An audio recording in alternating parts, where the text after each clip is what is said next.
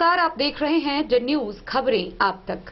मैं हूं आपके साथ शारदा झा। आप तमाम दर्शकों का स्वागत है। बुलेटिन की शुरुआत से पहले नजर डालते हैं आज की हेडलाइंस पर। आगामी लोकसभा चुनाव शांतिपूर्ण, निष्पक्ष व भयमुक्त वातावरण में संपन्न को लेकर डीएम ने नोडल पदाधिकारियों के साथ किए बैठक, दिए कई निर्देश।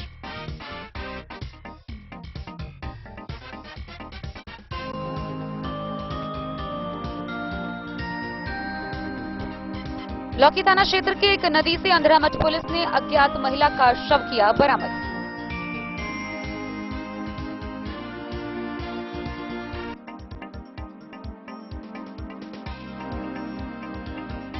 खुटौना प्रखंड के धनुषी कैंप के एसएसबी गश्ती दल ने 5 किलो गांजा के साथ तस्कर को किया गिरफ्तार।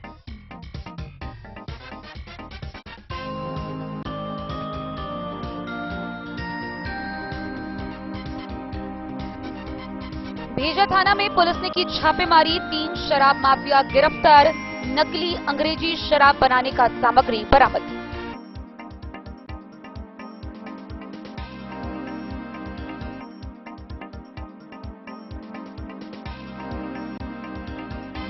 हरलाखी के टीपीसी भवन में पंचायत समिति सदस्यों की बैठक का हुआ आयोजन। आंगनबाड़ी संचालन में गड़बड़ी का मुद्दा रहा छाया।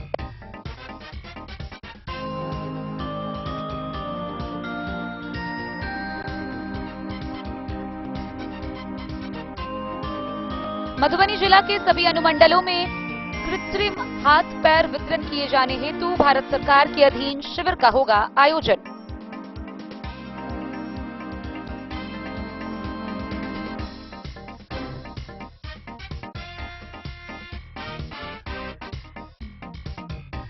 जयनगर नगर पंचायत में वार्ड पार्षदों की हुई बैठक, कई योजनाओं पर प्रदान की गई सहमति।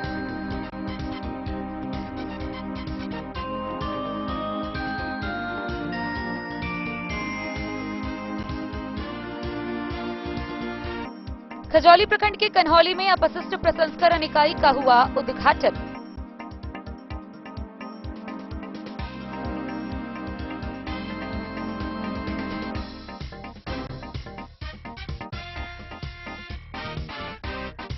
कलवाही के 24 वर्षीय रोशन सहनी का राजनगर रेलवे ट्रैक पर मिला शव।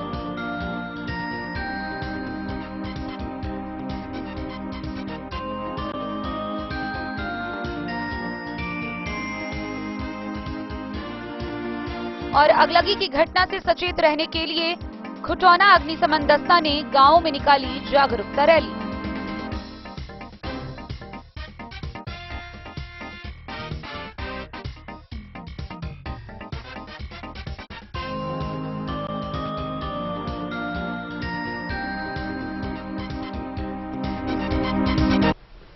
खबरें अब विस्तार से। आगामी लोकसभा निर्वाचन भय मुक्त वातावरण में निष्पक्ष और शांतिपूर्ण माहौल में संपन्न कराने को लेकर मधुबनी जिला के जिला निर्वाचन पदाधिकारी सह जिला पदाधिकारी अरविंद कुमार वर्मा ने समाहरणालय स्थित सभागार में बैठक का आयोजन किया। इस बैठक में सभी कोषांगों के नोडल पदाधिकारी व वरीय पदाधिकारी मौजूद थे, जहां मतदान केंद्रों पर व्यवस्था से संबंधित कई दिशा निर्देश निर्गत किए गए। इस दौरान उन्होंने आगामी लोकसभा निर्वाचन को लेकर हो गई तैयारियों की समीक्षा की और समीक्षा के बाद कई दिशा निर्देश निर्गत किए। जिला निर्वाचन पदाधिकारी सह जिलाधिकारी अरविंद कुमार वर्मा ने आगामी लोकसभा चुनाव के स्वतंत्र, निष्पक्ष एवं भय मुक्त मतदान सुनिश्चित कराने हेतु संबंधित अधिकारियों के साथ बैठक कर कई आवश्यक निर्देश दिया। स्वीप कोषांग की समीक्षा के क्रम में जिलाधिकारी ने मतदाता जागरूकता अभियान को गति देने का निर्देश दिया। उन्होंने कहा कि बनाए गए स्वीप प्लान एवं कैलेंडर को इम्प्लीमेंट करने की दिशा में पूरी प्रतिबद्धता के साथ कार्य करना सुनिश्चित करें, ताकि अधिक से अधिक वोटर, विशेषकर युवा एवं महिला मतदाता जागरूक होकर मतदान के दिन अपना मत देते हुए लोकतंत्र के इस महापर्व में अपनी महती भूमिका का निर्वहन करें। जिलाधिकारी द्वारा विभिन्न विभागों के पदाधिकारियों को संपूर्ण जिला में सघन मतदाता जागरूकता अभियान चलाने का निर्देश दिया गया है। उन्होंने अंतर विभागीय समन्वय के साथ साथ सभी स्टेक होल्डर्स जैसे नागरिक समाज संस्थाओं, मीडिया, विभिन्न एजेंसियों, संगठनों एवं समूहों का सहयोग लेने का भी निर्देश दिया है। जिलाधिकारी ने कहा कि भारत निर्वाचन आयोग द्वारा निर्धारित दिशा निर्देशों के अनुरूप मतदाताओं के बीच निर्वाचन प्रक्रिया, विशेषकर निर्वाचक सूची में नाम होने एवं मतदान करने के संबंध में जानकारी प्रदान करने तथा उन्हें संविधान द्वारा प्रदत्त सार्वभौम वयस्क मताधिकार के प्रयोग हेतु जागरूक करने का कार्य वृहत स्तर पर व तेजी से किया जाए। कार्मिक कोषांग की समीक्षा के क्रम में जिलाधिकारी ने कार्मिक कोषांग के नोडल अधिकारी को निर्देश दिया, कार्मिकों की उपलब्धता को लेकर सभी कार्यालय प्रधान यह प्रमाण पत्र देंगे कि उनके कार्यालय का कोई भी कर्मी का नाम छूटा नहीं है। उन्होंने कहा कि निर्वाचन कार्यों में थोड़ी भी लापरवाही या शिथिलता बर्दाश्त नहीं की जाएगी। उन्होंने कहा कि सभी कोषांग के वरीय एवं नोडल पदाधिकारी भारत निर्वाचन आयोग से प्राप्त सभी दिशा निर्देशों को अनिवार्य रूप से पढ़े। जिला निर्वाचन पदाधिकारी ने आदर्श आचार संहिता का 100% अनुपालन सुनिश्चित कराने हेतु कोषांग के नोडल अधिकारी अभी से ही सभी तैयारी कर लेने का निर्देश दिया। आदर्श आचार संहिता का पालन सुनिश्चित कराने हेतु प्रेस नोट जारी होने के साथ ही सतत भ्रमणशील रहने तथा मतदान के पूर्व, मतदान के दिन एवं मतदान बाद के कार्य एवं दायित्व के संदर्भ में सेक्टर पदाधिकारी को विस्तृत जानकारी उपलब्ध कराने का निर्देश दिया। वाहन की आवश्यकता का आकलन एवं उपलब्धता को लेकर डीटीओ को कई निर्देश दिए। उन्होंने अभ्यर्थी व्यय कोषांग को फ्लाइंग स्क्वाड टीम तथा स्टैटिक सर्विलांस टीम अविलंब गठित करने का निर्देश दिया। वैधता मानचित्रण, क्रिटिकल एवं संवेदनशील मतदान केंद्रों की पहचान, पोलिंग पार्टी डिस्पैच सेंटर की स्थिति स्पष्ट करने हेतु प्रतिवेदन उपलब्ध कराने का निर्देश दिया। जिला निर्वाचन पदाधिकारी ने मतदान केंद्रों पर सभी मूलभूत सुविधा उपलब्ध कराने हेतु पुरुष शौचालय, महिला शौचालय, पेयजल हेतु चापाकल, विद्युत व्यवस्था, रैंप, शेड की व्यवस्था सुनिश्चित करने का निर्देश दिया। उन्होंने कहा कि मतदान केंद्रों पर मतदाताओं के लिए उत्कृष्ट व्यवस्था करें, दिव्यांग तथा बुजुर्ग मतदाताओं के लिए सभी सुविधाएं सुनिश्चित करें, 100% इपिक कार्ड का वितरण सुनिश्चित कर लें। इसके अतिरिक्त प्रशिक्षण प्रबंधन कोषांग, परिवहन प्रबंधन, मीडिया, आदर्श आचार संहिता, प्रेक्षक विधि व्यवस्था, हेल्पलाइन एवं जन शिकायत प्रबंधन कोषांग समेत सभी कोषांगों का जिला निर्वाचन पदाधिकारी ने उनके कार्यों एवं उत्तरदायित्व का गहन समीक्षा किया एवं संबंधित अधिकारियों को कई आवश्यक दिशा निर्देश भी दिए। Bureau report, Madhubani. लौकी थाना क्षेत्र के तिलगुजा नदी से अंधरामठ पुलिस ने एक अज्ञात महिला का शव बरामद किया है। प्रथम दृष्टया महिला की उम्र 30-35 वर्ष प्रतीत हो रही है। अज्ञात महिला का शव मिलने से पूरे इलाके में सनसनी फैल गई। महिला की शिनाख्त अभी तक नहीं हो पाई है। सूचना पाकर मौके पर पहुंची पुलिस ने शव को कब्जे में लेकर पोस्टमार्टम के लिए सदर अस्पताल भेज दिया है। वहीं महिला के शव के शिनाख्त को लेकर पुलिस तहकीकात में जुट गई है। अंधरामठ पुलिस ने मंगलवार को लौकही थाना क्षेत्र के महथौर गोट स्थित तिलजुगा नदी से एक अज्ञात महिला का शव बरामद किया। जानकारी देते हुए थानाध्यक्ष सदन राम ने बताया कि सूचना के उपरांत महिला के शव को कब्जे में लेकर पोस्टमार्टम के लिए सदर अस्पताल मधुबनी भेजा गया है। प्रथम दृष्टया महिला की उम्र लगभग 30-35 वर्ष के बीच की प्रतीत हो रही है। शव को देखने से लग रहा है कि डूबने से महिला की मौत हुई है। देखने से महिला नेपाल की प्रतीत हो रही है। वहीं मृतका के शिनाख्त के लिए लोगों को जानकारी दी जा रही है। देर शाम तक महिला की कोई पहचान नहीं हो पाई थी। डन न्यूज के लिए राशिद रजा की रिपोर्ट। बीते मंगलवार की रात खुटौना प्रखंड के भारत नेपाल सीमा पर एसएसबी धनुषी कैंप के जवानों ने 5 किलो 700 ग्राम गांजा के साथ एक तस्कर को गिरफ्तार किया। तस्कर अपने बैग में गांजा लेकर भारतीय क्षेत्र में किसी ठिकाने पर पहुंचाने जा रहा था, लेकिन गश्ती दल ने उसे हिरासत में ले लिया। गिरफ्तार किए गए तस्कर की पहचान कर ली गई है, जिसे आगे की कार्रवाई के लिए न्याय की हिरासत में भेजा गया है। खुटौना प्रखंड के धनुषी कैंप के एसएसबी के गश्ती दल ने मंगलवार की रात भारत नेपाल सीमा स्तंभ संख्या 250 के सामने भारतीय क्षेत्र में प्रवेश किया। एक व्यक्ति को 5.5 किलो प्रतिबंधित नेपाली गांजा के साथ गिरफ्तार व्यक्ति गांजा एक बैग में रखा हुआ था और इसे लेकर भारतीय क्षेत्र में किसी ठिकाने की ओर जाने की फिराक में था। तभी सीमा पर गश्त लगा रहे जवानों ने उसे पकड़ लिया। गिरफ्तार तस्कर मुजफ्फरपुर जिला के बेनीबाग थाना क्षेत्र के भरतनगर गांव का रहने वाला बताया गया है। गिरफ्तार तस्कर को अग्रेतर कार्रवाई के लिए ललमनिया पुलिस को सुपुर्द कर दिया गया। डन न्यूज के लिए राशिद रजा की रिपोर्ट। भेजा थाना क्षेत्र में शराब तस्करों की एक बड़ी कार्रवाई सामने आई है, जहां पुलिस ने छापेमारी कर 3 शराब माफिया को गिरफ्तार किया है। इतना ही नहीं बल्कि उनके पास से नकली विदेशी शराब बनाने के कई सामान भी बरामद किए हैं। बहरहाल पुलिस ने सभी सामान को जब्त कर लिया है और गिरफ्तार किए तीनों शराब माफिया की पहचान कर आगे की कार्रवाई के लिए उन्हें न्यायिक हिरासत में भेजा है। इसके अलावा इस कार्य में शामिल अन्य लोगों की गिरफ्तारी को लेकर पुलिस की तहकीकात जारी है। भेजा थाना क्षेत्र में पुलिस द्वारा की गई छापेमारी में 3 शराब माफिया गिरफ्तार किए गए। वहीं उसके पास से नकली विदेशी शराब व उसको तैयार की जाने वाली सामग्री भी जब्त की गई है। तीनों गिरफ्तार शराब तस्कर को आगे की कार्रवाई करते हुए जेल भेज दिया गया है। थानाध्यक्ष सूरज कुमार ने बताया कि 20 लीटर स्पिरिट व 15 लीटर स्पिरिट निर्मित रंगीन ऑफिसर चॉइस नकली विदेशी शराब एवं एक विद्युत चालित पैकिंग मशीन, एक गुलूगन समेत एक 4 पहिया वाहन जब्त किया गया। गैरकानूनी काम को अंजाम देने के जुर्म में तीनों शराब तस्कर को हवालात भेज दिया गया है और जब्त सामग्री की सूची बनाकर विभाग को भेजा गया है। वहीं पुलिस तहकीकात कर रही है कि इस काम में कौन कौन लोग शामिल हैं। यह कार्रवाई थानाध्यक्ष सूरज कुमार, सहायक थानाध्यक्ष वशिष्ठ कापर सहित पुलिस बल के सहयोग से हुई। बोले डन न्यूज के लिए मधेपुर से अबू सलेम की रिपोर्ट। खबरों का सिलसिला जारी रहेगा, जल्द ही लौटेंगे एक छोटे से ब्रेक के बाद। आप बनी रहिए हमारे साथ। होटल गोकुल राज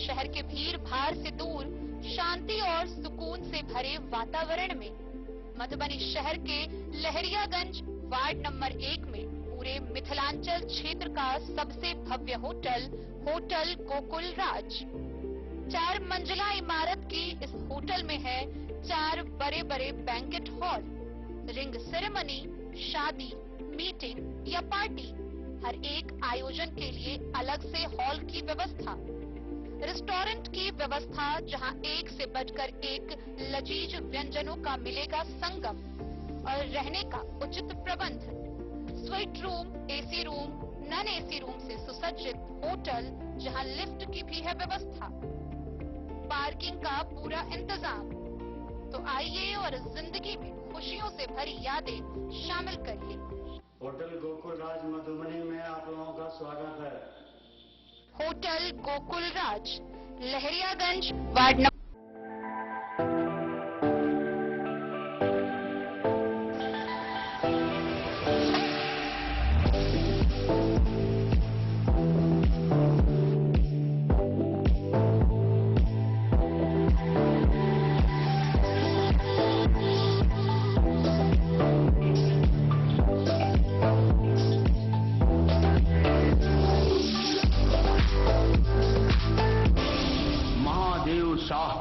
अमरनाथ प्रसाद ज्वेलर्स 916 हॉलमार्क ब्रांडेड गोल्ड एवं डायमंड ज्वेलरी शोरूम, गांधी चौक। शगुन वाटिका मैरिज गार्डन मधुबनी शहर के बीचों बीच बाबू साहिब चौक पर आपकी सुविधा अनुसार आकर्षक और भव्य मैरिज गार्डन शगुन वाटिका विवाह भवन।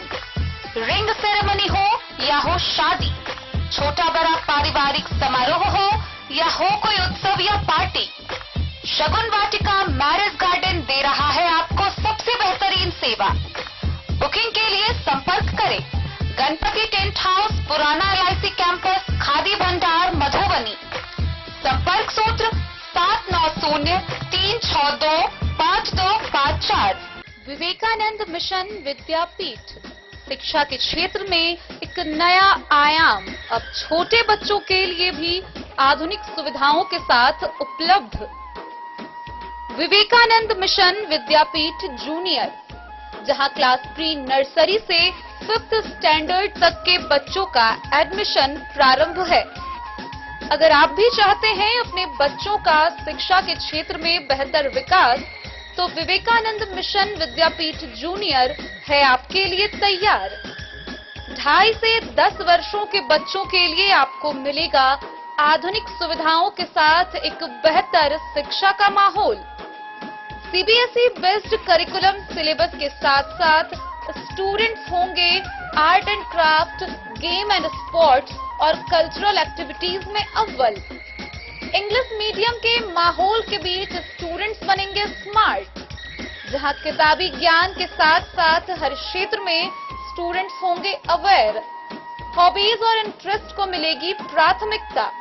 तो आइए और अपने बच्चों के बेहतर भविष्य के लिए आज ही नामांकन करवाइए।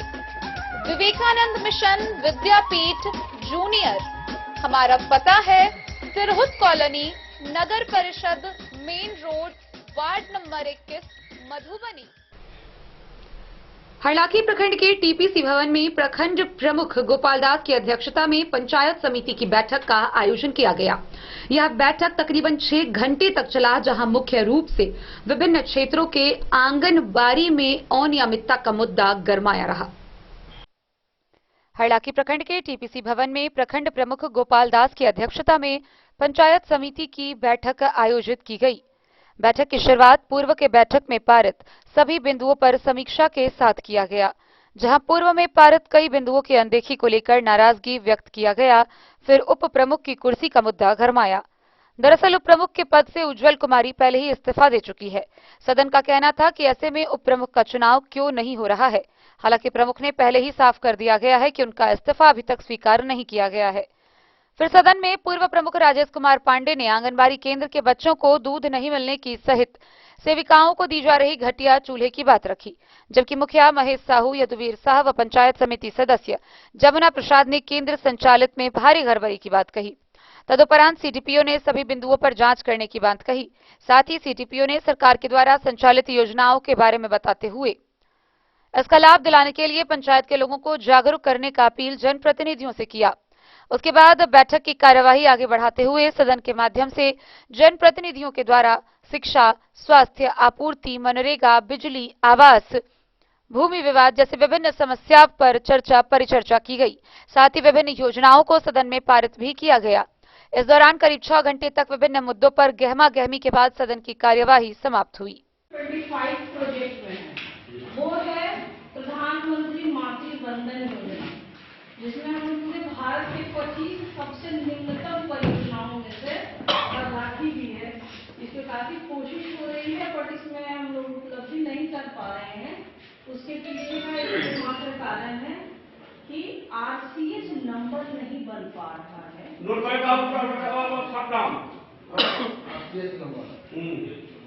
तो हम लोगों ने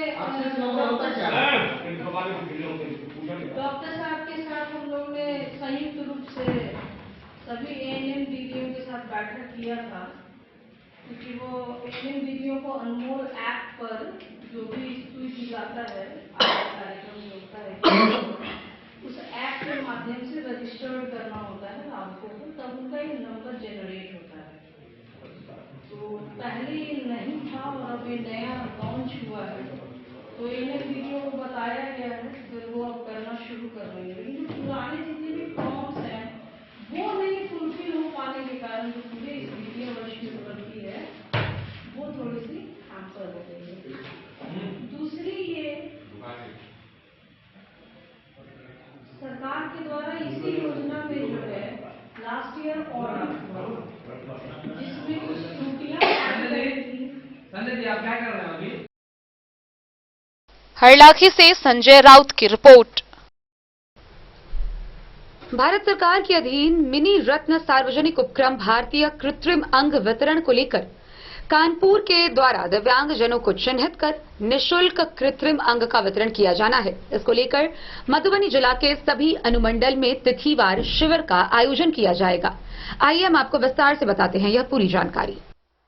भारत सरकार के अधीन मिनरल सार्वजनिक उपक्रम भारतीय कृत्रिम अंग निर्माण निगम कानपुर के द्वारा दिव्यांगजनों को चिन्हित कर निःशुल्क उच्च तकनीकी युक्त आधुनिक कैलिपर्स और कृत्रिम हाथ पैर वितरण किए जाने के लिए MSSR ट्रस्ट इंदौर को प्राधिकृत किया गया है। मधुबनी जिला अंतर्गत सिविल को आयोजन कर दिव्यांगजनों को निःशुल्क उच्च तकनीकी युक्त आधुनिक कैलिपर्स या कृत्रिम हाथ पैर वितरण किए जाने की तिथि व स्थल का चयन करते हुए जवाबदेही दी गई है। शिविर का आयोजन बेनीपट्टी अनुमंडल के बुनियाद केंद्र में 27 जून 2024 व 28 जून 2024 के पूर्वाह्न 11 बजे से होगा। सदर अनुमंडल मधुबनी के पंडौल स्थित बुनियाद केंद्र पर 29 फरवरी 2024 व 1 मार्च 2024 के पूर्वाह्न 11 बजे से, जयनगर अनुमंडल के बुनियाद केंद्र में 2 मार्च 2024 व 4 मार्च 2024 के पूर्वाह्न 11 बजे से, झंझारपुर अनुमंडल के बुनियाद केंद्र में 5 मार्च 2024 व 6 मार्च 2024 के पूर्वाह्न 11 बजे से शिविर का आयोजन किया जाएगा। वहीं फुलपरास अनुमंडल में फुलपरास बुनियाद केंद्र के 7 मार्च 2024 व 8 मार्च 2024 के पूर्वाह्न 11 बजे से शिविर लगाया जाएगा। इस आयोजित शिविर के लिए दिव्यांगजनों को अपने साथ विभिन्न दस्तावेज लाना अनिवार्य है। दिव्यांग का प्रमाण पत्र मान्य नहीं होगा। आधार कार्ड की छाया प्रति, आय प्रमाण पत्र अथवा बीपीएल की छाया प्रति। जिलाधिकारी ने सभी प्रखंड विकास पदाधिकारी मधुबनी जिला को निर्देश दिया है कि उस प्रशिक्षण वितरण शिविर का व्यापक प्रचार प्रसार अपने अधीनस्थ कर्मी जैसे पंचायत सचिव, विकास मित्र, आशा कर्मी, कार्यपालक सहायक, आंगनबाड़ी सेविका यानी पंचायत में कर्मियों की सहायता से करना सुनिश्चित करेंगे तथा इसकी सूचना स्थानीय जनप्रतिनिधि को भी देंगे ताकि ज्यादा से ज्यादा संख्या में दिव्यांगजनों को कैलिपर्स उपलब्ध कराया जा सके। Bureau report Madhubani. जयनगर नगर पंचायत कार्यालय सभागार में वार्ड पार्षदों की बैठक की गई। बैठक की अध्यक्षता मुख्य पार्षद कैलाश पासवान ने की। इस दौरान कई योजनाओं पर सर्वसम्मति से सहमति प्रदान की गई। जयनगर नगर पंचायत कार्यालय सभागार में बुधवार को मुख्य पार्षद कैलाश पासवान की अध्यक्षता में वार्ड पार्षदों के साथ सशक्त व साधारण बोर्ड की बैठक की गई। बैठक में पूर्व की बैठक में लिए गए निर्णय पर संतुष्टि प्रदान करते हुए कई योजनाओं को अन्याय में लिया गया। वार्ड नंबर 10 में संजय राउत के घर में हुस्ना बानो के घर तक आरसीसी व पीसीसी, वार्ड नंबर 11 में रामचंद्र पासवान के घर से हनुमान राय के घर तक नाला एवं पीसीसी सड़क निर्माण, वार्ड नंबर 2 में पानी टंकी टावर के समीप दुकान निर्माण, वार्ड नंबर 8 में एनएच से विजय अग्रवाल के घर के समीप तक पीसीसी सड़क एवं नाला निर्माण, 12 में ब्रह्मदेव पासवान के घर से फूलदेव पासवान के घर तक आरसीसी नाला एवं पीसीसी सड़क निर्माण, 6 में रीता झा के घर से मुख्य सड़क तक आरसीसी नाला व पीसीसी सड़क निर्माण, ठंड के समय अलाव में खर्च, सरातों की बंदोबस्ती करने पर प्रशासनिक स्वीकृति, सुरक्षा दृष्टिकोण से कार्यालय में लगाए गए सीसीटीवी कैमरा लगाने, प्रखंड कार्यालय परिसर स्थित शौचालय मरम्मती कार्य का भुगतान करने की प्रशासनिक स्वीकृति प्रदान, विभागीय योजना वार्ड 2 में महादेव मंदिर से प्रदीप रेडीमेड दुकान तक पीसीसी सड़क निर्माण, अनुमंडल पदाधिकारी मुख्यालय गेट एवं प्रखंड सह अंचल कार्यालय के समीप पीसीसी सड़क व नाला निर्माण समेत 38 पूर्ण योजनाओं के राशि भुगतान के लिए स्वीकृति दी गई। इसी बैठक के माध्यम से वार्ड नंबर 8 के महावीर चौक से राधेश्याम पंसारी घर व रघुनंदन मिश्रा के घर से मूलचंद्र सिंघानिया घर तक नाला व क्रॉस ड्रॉन निर्माण, 20 हाथ ठेला व 100 पीस डस्टबिन की खरीद, विजय मुरारका के घर से पशुपति सिंघानिया घर तक नाला निर्माण, वार्ड नंबर 4 में अंसारी के घर से नजाम के घर एवं साफिक घर से अमीरुद्दीन घर होते हुए देवघर तक नाला व सड़क निर्माण, महादेव मंदिर से भिलवा चौक तक नाला निर्माण एवं गर्मी को देखते हुए शहर के विभिन्न स्थानों पर पियाव की व्यवस्था को अन्याय में लिया गया है। जबकि साधारण बोर्ड की बैठक में वर्ष 2024-25 का बजट पेश किया गया।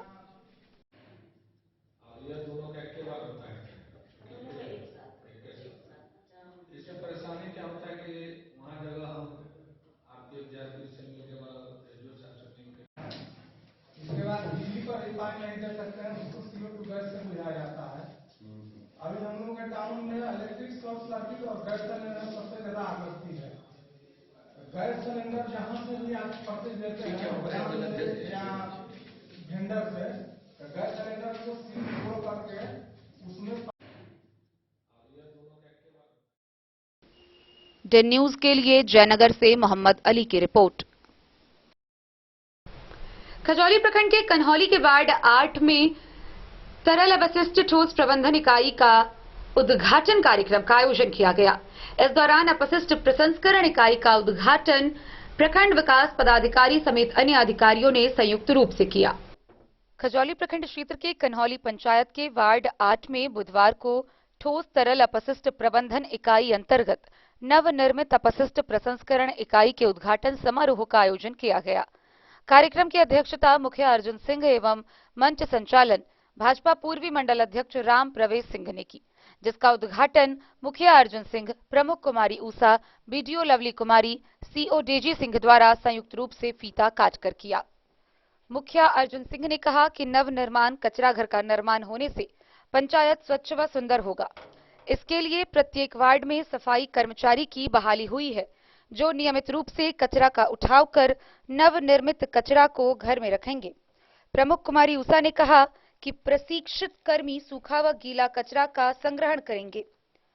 संग्रहित गीला कचरा से कंपोस्ट का निर्माण होगा, वहीं सूखा कचरा से रिसाइकल होने योग्य कचरा को अलग अलग कर उसे उपयोगी बनाया जाएगा। बीडीओ लवली कुमारी ने पंचायत के सभी परिवारों से अपील करते हुए कहा कि घर का कचरा यत्र तत्र न फेंके, उसे डस्टबिन में रखे ताकि सफाई कर्मी उसका उठाव कर कचरा घर तक पहुंचाए। मौके पर पंचायत सचिव शशि शेखर कुमार, आवास सहायक उमेश ठाकुर, रोजगार सेवक मोहम्मद रियाज कुरैशी, स्वच्छता पर्यवेक्षक मोहम्मद अकबर, उप मुखिया रामजतन यादव, वार्ड सदस्य पार्वती देवी, किरण देवी, अनीता देवी, जीविका सीएम, वंदना शरण, चेतना झा, निर्मला देवी समेत पंचायत के दर्जनों ग्रामीण मौजूद थे। यहाँ शौचालय बना है, जो इसमें कर्मी काम करेंगे, उसको कहीं बाहर जाने की जरूरत नहीं होगा। ये स्टोर रूम हो गया, और ये ऑफिस हो गया। गांव का कचरा जो अवशिष्ट है उसका घर बना है। इसमें सभी कचरा अलग अलग छटाई होगा। यहाँ प्लास्टिक अलग, लोहा अलग, शीशा अलग, सबका यहाँ छटनी होगा। गीला कचरा होगा, उसके लिए नदाब बना है। सबका उसका रैक बना हुआ है और उसमें छटाई होगा। गीला कचरा से खाद बनेगा और रिसाइकिल किया जाएगा। हाँ, रिसाइकिल किया जाएगा। उसके बाद जो है जितना भी स्वच्छता कर्मी है सभी पूरा मेहनत करके हर घर से कचरा लाकर यहाँ रखेंगे और ला के रखते भी हैं। आज उसका विधिवत उद्घाटन हुआ है। उद्घाटन के बाद हमारा गांव स्वच्छ रहे, निर्मल रहे, इस पर हम जागरूकता अभियान भी चलाएंगे सब वार्ड में। किस पंचायत का है? कन्हौली पंचायत। कहाँ बना है? वार्ड नंबर 8 में। 8 में।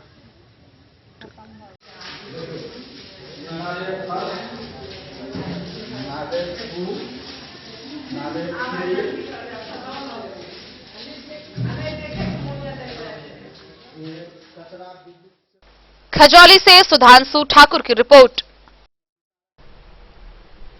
कलवाही थाना क्षेत्र के नरार निवासी 24 वर्षीय रोशन सहनी का शव बीते सोमवार की शाम राजनगर रेलवे ट्रैक पर से बरामद किया गया। गौरतलब है कि किसी ने गला रेत कर उसकी हत्या कर उसके शव को राजनगर रेलवे ट्रैक के पास फेंक दिया था। बहरहाल इस मामले में राजनगर रेलवे पुलिस ने शव को बरामद किया। जहां सोमवार को इस शव का बरामदगी हुआ, वहीं मंगलवार को परिजनों को सूचना दी गई। हालांकि मृतक के जेब में रखे आधार कार्ड के आधार पर उसकी पहचान की गई। जहां पुलिस ने उसके शव को कब्जे में लेकर पोस्टमार्टम के लिए भेज दिया। वहीं उसके मौत के बाद से पूरे इलाके में कोहराम मचा हुआ है। कलवाही थाना क्षेत्र के गांव नरार के वार्ड नंबर 10 निवासी उमेश सहनी के पुत्र 24 वर्षीय रोशन सहनी का गला रेता हुआ शव राजनगर रेलवे ट्रैक पर मिला। इस दर्दनाक घटना से मृतक के गांव में कोहराम मच गया। मृतक के पिता उमेश सहनी ने बताया कि उनका पुत्र रोशन सोमवार की सुबह 8 बजे अपने घर नरार से आंख दिखाने लहान अस्पताल नेपाल के लिए निकला था। उन्होंने बताया कि रेलवे पुलिस राजनगर के द्वारा मंगलवार को इस घटना की जानकारी मिली। उन्होंने कहा कि यह निर्मम घटना सोमवार को ही हो चुकी थी। मृतक के पिता ने बताया कि सोमवार की शाम 5 बजे राजनगर रेलखंड पर गला रेता शव रेलवे पुलिस को मिला था। रेलवे पुलिस ने मंगलवार को मधुबनी सदर अस्पताल में शव का पोस्टमार्टम करवाया। मृतक की जेब में रखे आधार कार्ड के जरिए मृतक के पिता को इस घटना की जानकारी मंगलवार की दोपहर में मिली। तब तक मृतक के पिता मधुबनी सदर अस्पताल पहुंचकर अपने पुत्र रोशन के शव की शिनाख्त किए। मृतक के परिवार व गांव में इस दर्दनाक मौत से सभी स्तब्ध हैं व कोहराम मचा हुआ है। दवाई लावेला चेक करवेला, एकर बाद में हम 9-10 बजे तक 2 बजे तक फोन गए, 2 बजे के बाद फोन नहीं, स्विच ऑफ कहिया गेल रहे इलाज करबे? सोमवार का और मंगलवार का ही आके सब मिलल। मंगलवार के सब मिल। जेबी में कुछ रहे, टिकट रहे कि? अब टिकट रहे तो निकाल लेके कि हमारा आधार कार्ड सब आई, सब जला आधार कार्ड है, पहचान पत्र है, पैन कार्ड है, ये सब जला हमारा। तो सोम का क्या बजे निकलल रहे घर से? सोम के 8 बजे सवेर में। कत से गाड़ी धल के रहते? कोई गेल रहती साथ में? नहीं, अकेले गेले। अकेले? लाहन कथी ला गेल रहते? लाल थले भगाल पे के चेक कर दिला। 2 बेर गेल रहे, तेसर बेर कहल के कि निमकी जाय छी त लास्ट बेर बोले नहीं चले त। आ मंगल का पता लागल अहाँ के? अच्छा, पूछलिए पुलिस से तो की कहलक जी कत मिलले सब? कोई जन के जीआरपी कहल के से राजनगर के स्टेशन, राजनगर स्टेशन है कि पानी टंकी है। तो सबके मतलब कोई की बुझाल जे मार के फेंक देने रहे कि कटल रहे? मतलब देखलिए कटल। आ की नाम भेल अहाँ के? उमेश घर नारकोटी।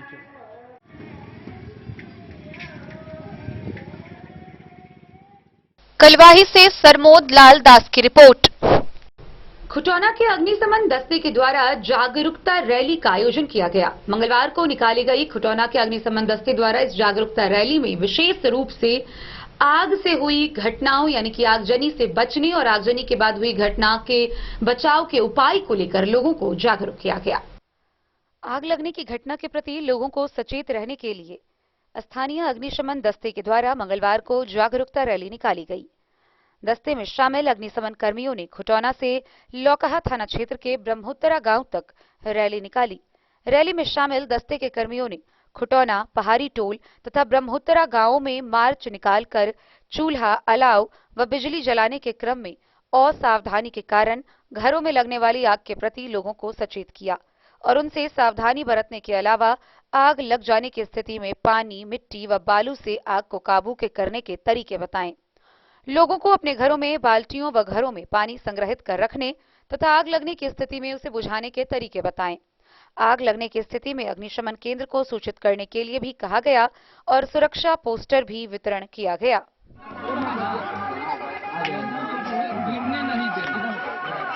आग लगता है हम लोग भाग जाते हैं जब फट जाएगा। सिलेंडर इतना जल्दी नहीं फटता है। मिनिमम उसको फटने के लिए 30 से 40 मिनट समय लगता है। मोटा सदरा फटता उसी स्थिति में है। जैसे मान लीजिए सिलेंडर तो थोड़ा के बता आप तो हमेशा क्लिनिक पर नहीं रहते हैं, आप लोग स्टाफ में बताइए। नहीं जानते हैं कैसे करना है, आप हमको बताइए। डन न्यूज के लिए राशिद रजा की रिपोर्ट। खबरों का सिलसिला जारी रहेगा, जल्द ही लौटेंगे। एक छोटे से ब्रेक के बाद आप बनी रहिए हमारे साथ। लाल बाबू प्रसाद एंड सन्स, संकट चौक, बैंक ऑफ इंडिया के बगल में, मधुबनी। इस शादी सीजन सिर्फ हमारे साथ खरीदे और पाएं 100% एक्सचेंज वैल्यू। आप सोने चांदी या हीरे के आभूषणों की तलाश में हैं तो हमारे ज्वेलरी शॉप में मिलेंगे आपको हर तरह के आभूषण बेहद किफायती दामों पर। हर अवसर के लिए आभूषण आपके बजट में। लाल बाबू प्रसाद एंड सन्स, संकट चौक, बैंक ऑफ इंडिया के बगल में, मधुबनी। नए और शानदार स्टॉक के साथ अब हर रिश्ते को करे और भी सुंदर। लाल बाबू प्रसाद एंड सन्स, संकट चौक, बैंक ऑफ इंडिया के बगल में, मधुबनी। हमारे सभी गोल्ड ज्वेलरी शॉप पर HUID है मौजूद।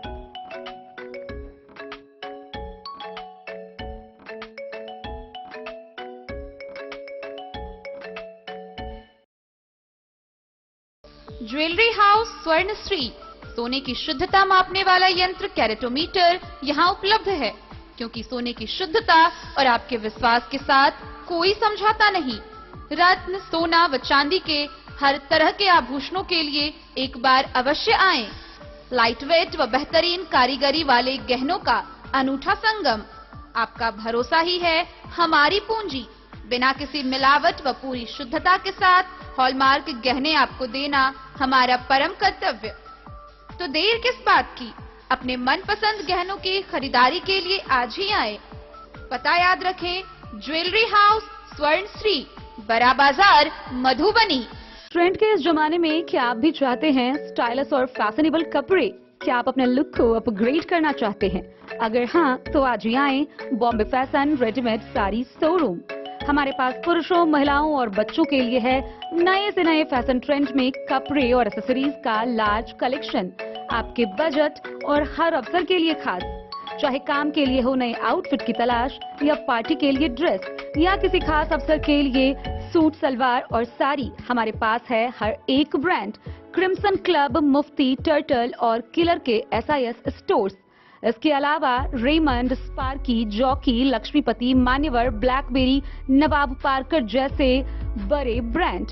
तो देर किस बात की, आज ही आए बॉम्बे फैशन साड़ी एवं रेडीमेड शोरूम। हमारा पता है महिला कॉलेज रोड, मधुबनी।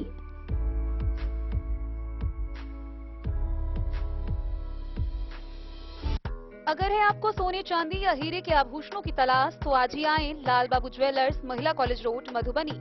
मिथिलांचल में 100 वर्ष से अधिक की विरासत और आपकी सेवा में हर आभूषण पर हॉलमार्क उपलब्ध है। हर अवसर के लिए आभूषण, शादी हो, पार्टी हो, त्योहार हो, आपके बजट में और आपके डिजाइन के अनुसार। तो आज ही हमारी ज्वेलरी शॉप पर आएं और अपने प्रियजनों के लिए खरीदे खूबसूरत आभूषण।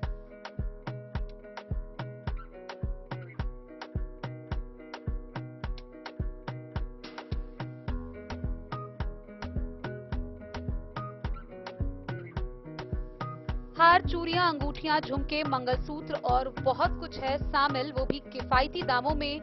मधुबनी में सबसे कम मेकिंग चार्ज पर। लाल बाबू ज्वेलर्स, महिला कॉलेज रोड, मधुबनी।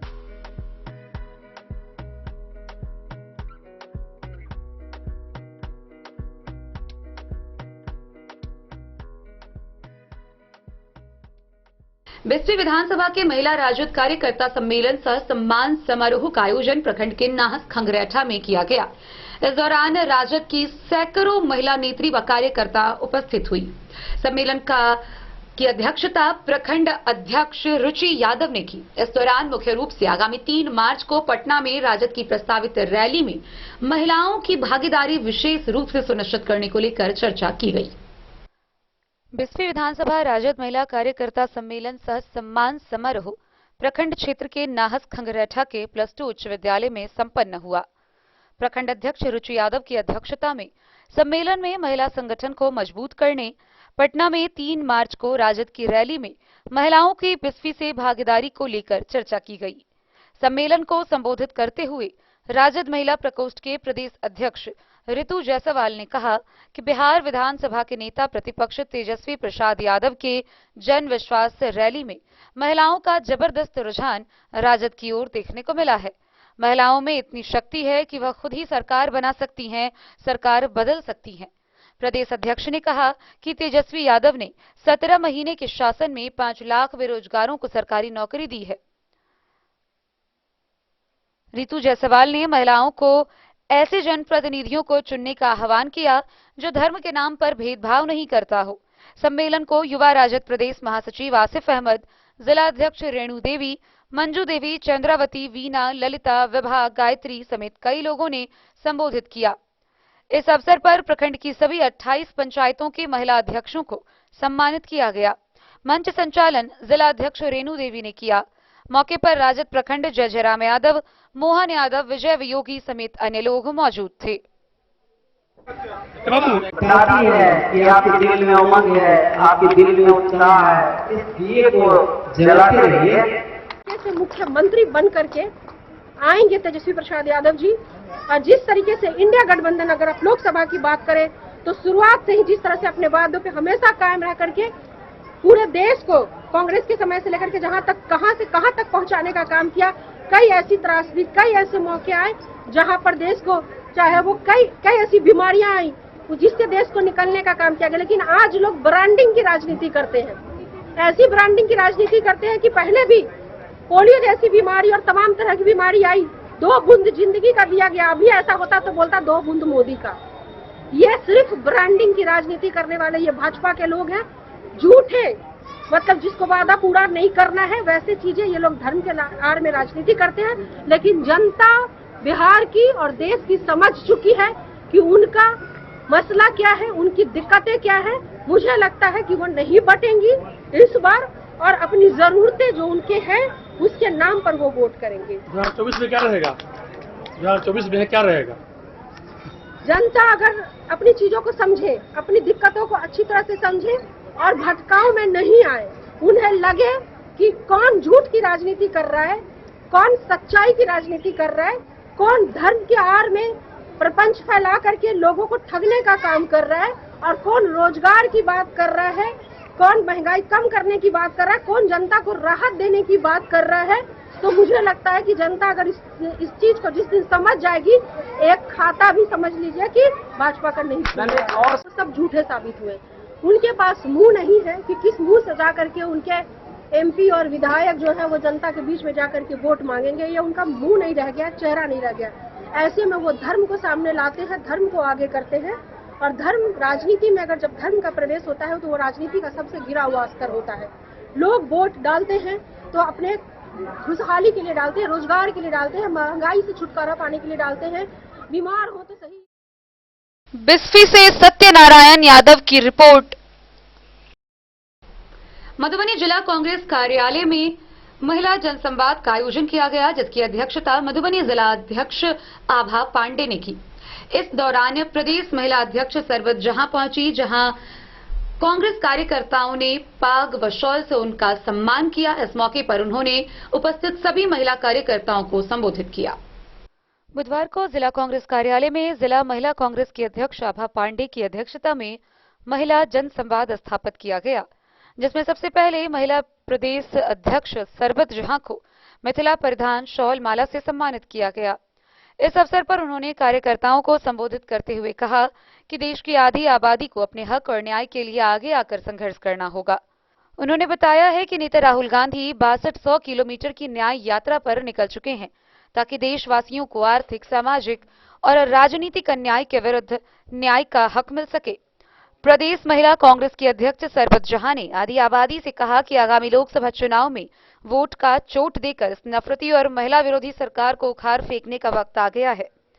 इस अवसर पर जिलाध्यक्ष Manoj Kumar Mishra, professor Sheetalambar Jha, deputy mayor Amanullah Khan, Himanshu Kumar, Akhil Anjum, Mukesh Jha समेत कई लोगों ने मुख्य रूप से भाग लिया।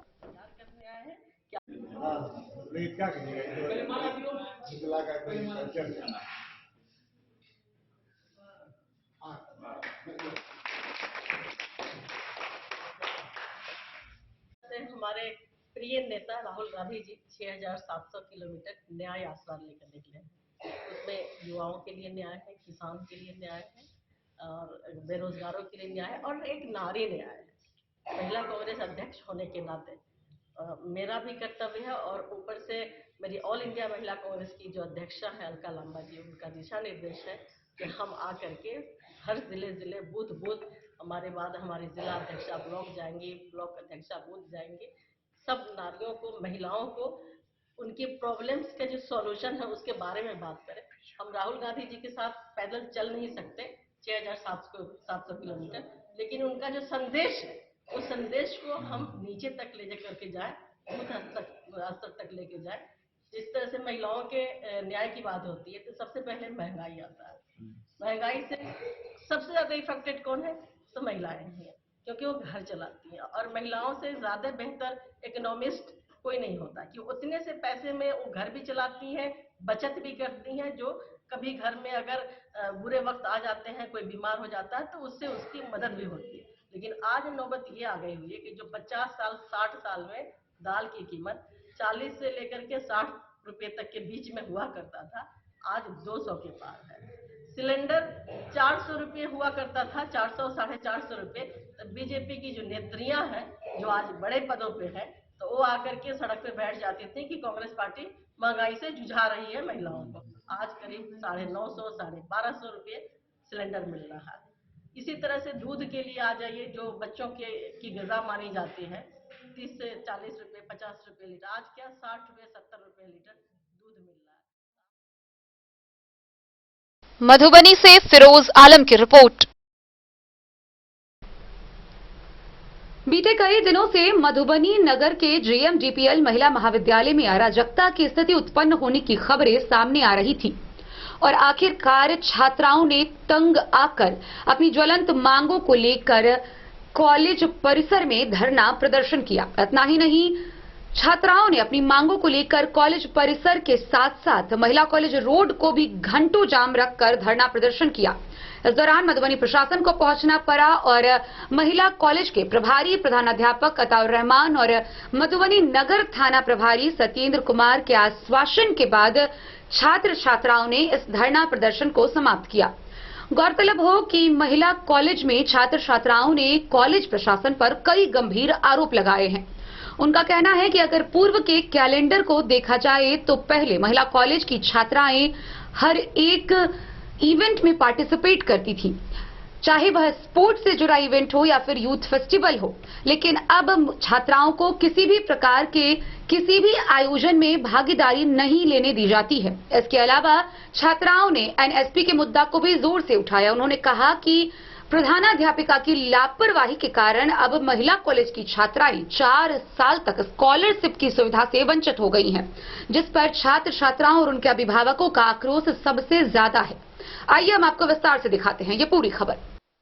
बुधवार को जेएमडीपीएल महिला कॉलेज मधुबनी में छात्राओं की ज्वलंत मांगों को पूरा करने को लेकर महिला कॉलेज छात्र संघर्ष समिति के छात्रा प्रकोष्ठ के द्वारा महाविद्यालय में धरना प्रदर्शन व तालाबंदी किया गया, जिसका नेतृत्व छात्र संघर्ष समिति महिला कॉलेज की अध्यक्ष खुशबू कुमारी, प्रधान महासचिव राखी कुमारी, उपाध्यक्ष भावना, स्नेहा, लाडली, वर्षा, प्रियंका के द्वारा किया गया। प्रभारी प्रधानाचार्य अताउर रहमान ने बताया कि इन बच्चों का महाविद्यालय पर लगाया गया आरोप बेबुनियाद है। इस तरह की कोई नाजायज वसूली महाविद्यालय में नहीं की जाती है। नगर थाना प्रभारी सत्येंद्र कुमार और महाविद्यालय के प्रभारी प्रधानाचार्य अताउर रहमान ने बच्चों को आश्वासन दिया कि उन लोगों की समस्या को दूर करने के लिए विश्वविद्यालय के कुलपति को पत्र लिखा जाएगा, ताकि 4 साल का एनएसपी फॉर्म भरा जा सके और अन्य समस्या दूर किया जा सके। जेएमडीपीएल महिला कॉलेज मधुबनी के प्रधानाचार्य मीना कुमारी के छात्र विरोधी रवैये के कारण महाविद्यालय के सभी छात्राओं का एनएसपी का वेरिफिकेशन महाविद्यालय के द्वारा नहीं कराया गया है, जिससे महिला कॉलेज की सभी छात्राएं अगले 4 साल तक एनएसपी का फॉर्म भरने से वंचित हो गई हैं। प्रधानाचार्य के कारण महाविद्यालय में अराजकता की स्थिति उत्पन्न है। महाविद्यालय में प्रधानाचार्य सिर्फ 2 से ढाई घंटे के लिए महाविद्यालय आती हैं, जिससे महाविद्यालय में अराजकता की स्थिति उत्पन्न हो गई है। बिहार सरकार के द्वारा बिहार के सभी महाविद्यालय में छात्र छात्राओं की वर्ग में उपस्थित 75% अनिवार्य कर दी गई है, लेकिन जेएमडीपीएल महिला कॉलेज की प्रधानाचार्य के द्वारा बिहार सरकार के आदेश का उल्लंघन का वर्ग संचालन नहीं करवाया जा रहा है। महिला कॉलेज में वर्ग संचालन बिल्कुल ठप है, जिससे महाविद्यालय के छात्राओं और अभिभावकों में भारी आक्रोश है। महाविद्यालय में छात्राओं की ज्वलंत मांग है।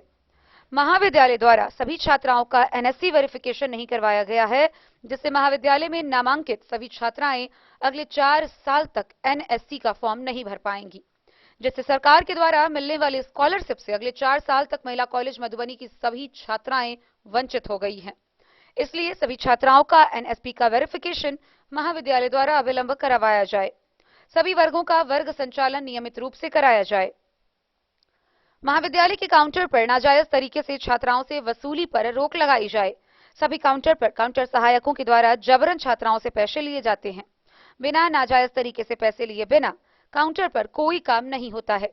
महाविद्यालय में छात्राओं के लिए कॉमन रूम की व्यवस्था अविलंब करने, प्रैक्टिकल में छात्राओं से जबरन वसूली पर रोक लगाने, प्रैक्टिकल में फेल करने की धमकी देकर छात्राओं से प्रैक्टिकल में जबरन पैसों की उगाही करने की बात की जा रही है।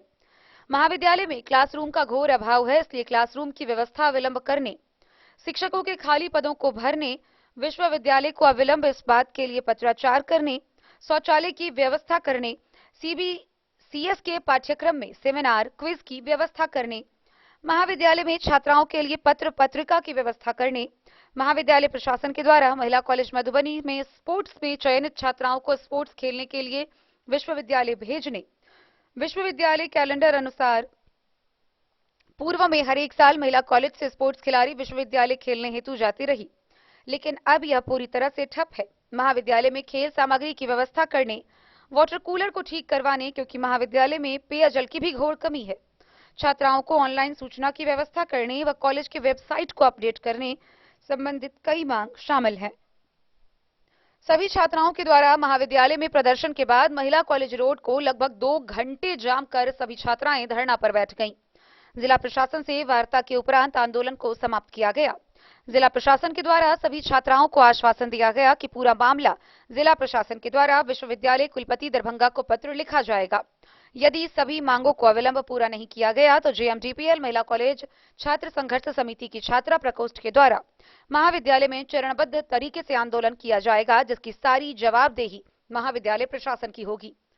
महाविद्यालय में धरना प्रदर्शन व तालाबंदी में मुख्य रूप से मनीषा कुमारी, आदिल अंजुम, अमीसा, सुरुचि, नैन्सी, गुंजन, कोमल, आशा, महजबी, सदफनाज, एवर्ट परवीन, तहसील, अंजलि, आशा, प्रियंका, काजल, कामना, शीतल समेत सैकड़ों छात्राएं शामिल हुईं।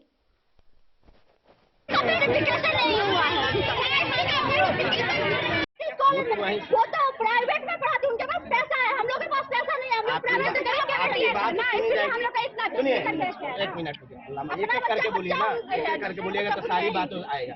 आप एक चीज बना लीजिए, अपना लाइन बना लीजिए कि हमको ये चीजों पर बच्चियों का समस्या है। जो भी आप लोगों में 5 व्यक्ति जो होंगे बैठ जाइए एक जगह और वो समस्या दीजिए। मैं पुनः बता रहा हूँ आपको कि 10 दिन के बाद मैं फिर आऊंगा।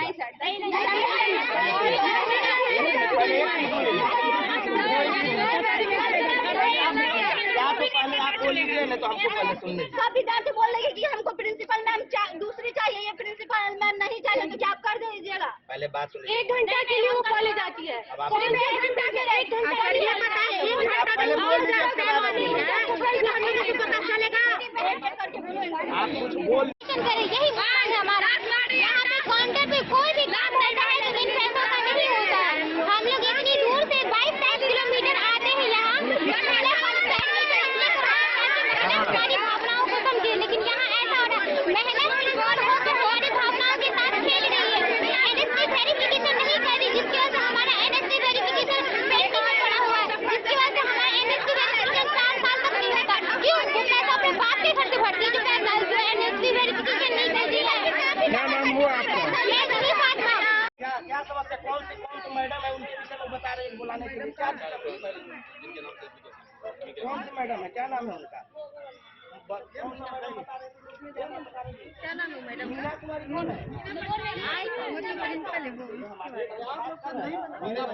बेटा लोग यहाँ शांति रहो, सबसे बात परेशानी है। बेटा लोग शांति रहो, खाली शांति बच्चियों रहो। का परेशानी इसमें लिखा है, इनके द्वारा शायद अवैध रूप से उगाही करने की बात बताया जा रहा है कि अवैध रूप से इनके द्वारा उगाही किया जाता है। अब इस सब बच्चों का अगर इस तरह की सब कोई बच्चा कमाता तो नहीं, बिल्कुल सही, आपके द्वारा दिए गए खर्चा, गार्जियन के द्वारा दिए गए पैसा लेकर के आता है, उसके बावजूद अगर कोई नाजायज पैसा कॉलेज में लेता है तो उसकी जिम्मेदारी प्रिंसिपल की बिल्कुल सही। तो आपने इन बातों को सुनते आज ये रोड पर नहीं बच्चे आते थे। सबसे बड़ा मेरा ये कहना है हम लोग कॉलेज आते हैं, हम लोग का तो क्लास नहीं होता, कोई टीचर ही नहीं है। नहीं ये टीचर नहीं बैठे हुए हैं।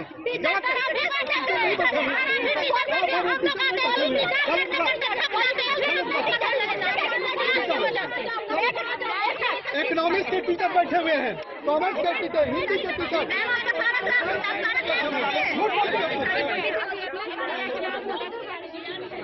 अच्छा सुनिए, वो समस्या, अभी समस्या जो आप लोग, या तो एक समस्या लिख लीजिए पॉइंट वाइज कि हमको ये कॉलेज के द्वारा नहीं सहयोग किया जा रहा है, या इस तरह की चीजों की मांग की जा रही है। इस तरह देखिए, आप जब तक उन चीजों को नहीं दीजिएगा, हम लोगों को अपनाइए, समझे ना। तो इसलिए एक वन वे कर दीजिए, आदमी को आने जाने दीजिए, आपकी सारी समस्याएं सुनी जाएगी। जो भी आपकी चीज है नहीं सुना जाएगा, तब आप कहिएगा क्या सर हमारी बात आप लोग आप बिल्कुल बिल्कुल निश्चिंत रहिए। आप लोगों में कोई नेता होंगे, हम लोग भी ये बात आप साइड होइए, आप मेरी बात है, आप रोड एक तरफ हो जाइए, एक तरफ हो जाइए। ऐसे कर्मचारियों के साथ अनुशासक कार्रवाई की जाए। हाँ तो की जाएगी, तो इनको आप सांत्वना दीजिए और वो कार्रवाई करके इनको बताइए। अब बेटा तुमको शुरू में मैंने कहा था फील्ड शुरू में मैंने कहा फील्ड में जो मुफ्त था, अगर बेटा मैं तेरा बाप हूँ, तू मेरी बेटी है, तेरा प्रॉब्लम मेरा है, आज से मैं तेरी वकालत करूंगा महाविद्यालय में, जो तुम्हारा समस्या हो तुम उसको दो, मैं 2 मिनट में 5 मिनट में उसको मैं हल कर दूंगा। लेकिन मेरी बात नहीं माने ये लोग, हंगामा करते रहे। हम इस तरह से हंगामा किए हैं तो हमारी शिक्षिका के साथ उन्होंने, तुम लोगों ने जो हरकत किया है उसका परिणाम तुम लोग को भुगतना पड़ जाएगा। रो रही है अभी भी।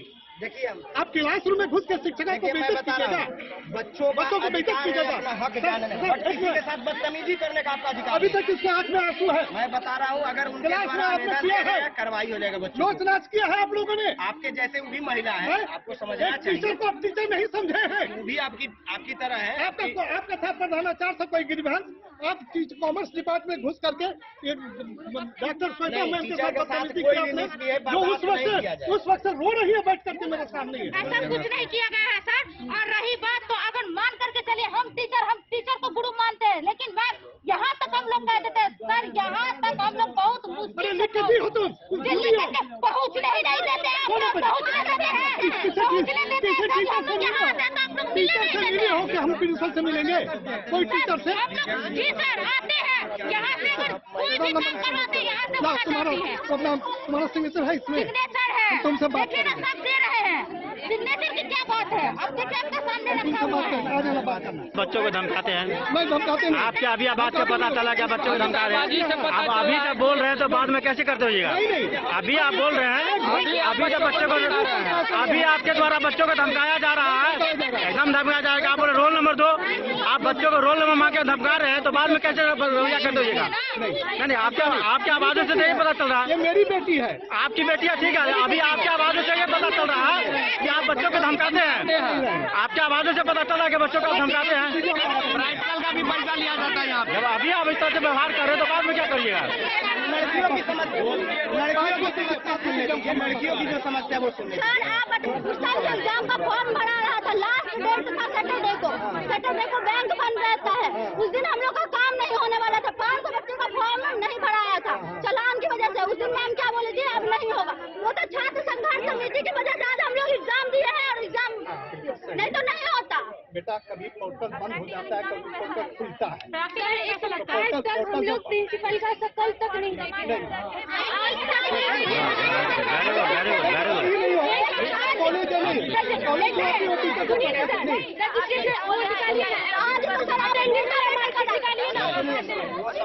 नहीं उठाओ बताइएगा ना कि नहीं देखे। अब इसमें इनका क्या है, आप प्रिंसिपल नहीं है, वो वर्क पर। आपका बताओ रहमान, अभी आपके कॉलेज के चार्ज में आप ही हैं? ये आज और कल। अच्छा, प्रिंसिपल साहब कहाँ गए हुए हैं? वो स्पेशल लीव पे हैं। आप उनका जो है नोटिफिकेशन जो छुट्टी ली है मैं आपको दिखा देता हूँ। वो ये उनका है, छुट्टी है, वो छुट्टी स्पेशल लीव ली हुई है। तो ये लोग बच्चे लोग जो आज बाहर में प्रदर्शन कर रहे हैं, इन लोगों का क्या करना है और क्यों प्रदर्शन कर रहे हैं? इनका प्रदर्शन यहाँ ही गलत है, इसलिए कि प्रशासन को कोई सूचना नहीं दी, महाविद्यालय प्रशासन को कोई सूचना नहीं है। कि हम धरना देंगे या स्ट्राइक करेंगे या किसी तरह का हम जुलूस निकालेंगे, कोई सूचना नहीं है। लेकिन ऐसा क्या नौबत है जिन लोगों को धरना प्रदर्शन में बच्चों को करना पड़ा? ये तो वही बता सकते हैं, उनको क्या नौ बताया महाविद्यालय प्रशासन से, उनको क्या दुख है वही दुख बताएंगे ना। लेकिन अभी महाविद्यालय के सामने ये लोग बैठे हुए हैं, उसको जाकर उन लोगों से मिलना चाहिए ना आप लोगों को। मैं मिला क्या कि मैं उन लोग के बीच में था कि बेटा अगर थोड़ा कोई डिमांड है तो हमको डिमांड दो, तुम्हारे डिमांड पर सहानुभूति हम उस पर अमल करेंगे, तुम्हारे दुख दर्द को खत्म करेंगे। बेटा तुम महाविद्यालय पर समाज ही की बेटी नहीं, महाविद्यालय की भी बेटी हो, तुम्हारा दुख दर्द मेरा दुख दर्द है, तुम तो दो मुझे, क्या तुम्हारा डिमांड है वो डिमांड मैं पूरा करूंगा तुम्हारा। तो ये लोग मानने के लिए तैयार नहीं, सिर्फ हंगामा, एक हंगामा क्रिएट करना है। लगता नहीं कि किसी तरह से वो लोग छात्र हैं, हंगामा खड़ा करा, उसमें कुछ छात्र भी हैं, कुछ छात्राएं हैं, सब नेतागिरी कर रहे हैं जिसका कोई सर पैर नहीं है। खामखा महाविद्यालय के जो शांति थी उसको भंग करने के लिए आ गए। Bureau report Madhubani. मधवापुर प्रखंड में पंचायत समिति सदस्यों की बैठक हुई, जिसकी अध्यक्षता प्रमुख सुनीता देवी ने की। इस बैठक में सबसे अधिक अस्पताल और कृषि कार्यों की शिथिलता के मुद्दे छाए रहे। पंचायत समिति की बैठक में अस्पताल और कृषि से संबंधित कार्यों की शिथिलता के मुद्दे गरमाए रहे। किसान सम्मान निधि के लंबित आवेदनों का निपटारा नहीं होने विषय पर पंचायत समिति सदस्य दीपक सिंह ने कई सवाल खड़े किए। सोबरौली में अस्पताल के लिए जमीन उपलब्ध होने के बावजूद भी निर्माण कार्य शुरू नहीं किए जाने के लिए आपत्ति जताई। दाखिल खारिज मामले में नाजायज उगाही का आरोप लगाते हुए मुखिया सुरेश कामत व दीपक सिंह ने रोष जताया। सांसद कोच से आंगनबाड़ी भवन व सड़क निर्माण के लिए एनओसी मिलने विषय पर मुखिया अनिरुद्ध राय ने सवाल उठाया। इसके अलावा समेकित बाल विकास परियोजना समेत अन्य कई योजनाओं पर सदस्यों चर्चा के दौरान अपनी राय रखी। कार्यक्रम की अध्यक्षता प्रमुख सुनीता देवी ने की। बीडीओ राजेश कुमार, उप प्रमुख वीरचंद पटेल, अस्पताल प्रबंधक सादुल्ला अंसारी, एलएस सपना कुमारी, प्रीति कुमारी समेत कई लोग मौके पर मौजूद थे। द न्यूज के लिए मधवापुर से एसके दीपक की रिपोर्ट।